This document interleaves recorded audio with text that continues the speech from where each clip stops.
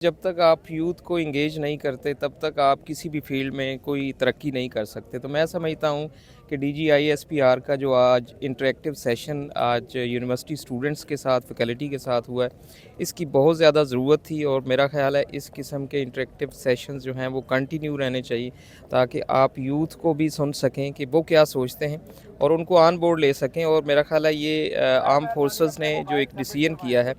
कि हम अपनी यूथ को, अपनी कम्युनिटीज़ को साथ मिला के चलें, ये बहुत अच्छा डिसीजन है, क्योंकि पूरी दुनिया में जिस तरह से चेंजेस आ रही है हम देख रहे हैं कि जब तक आप एक नेशन नहीं बनते तब तक आप ना तो किसी फील्ड में तरक्की कर सकते हैं, ना महफूज रह सकते हैं। तो जिस तरह से आर्म फोर्सेस का एक किरदार रहा है, हमने मई 2025 में देखा,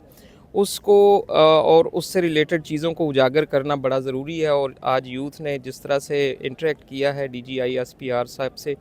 मैं समझता हूँ ये बहुत अच्छा है और इससे सारे मिल के जब काम करेंगे तो यकीनन हम बेहतर पाकिस्तान बना सकते हैं।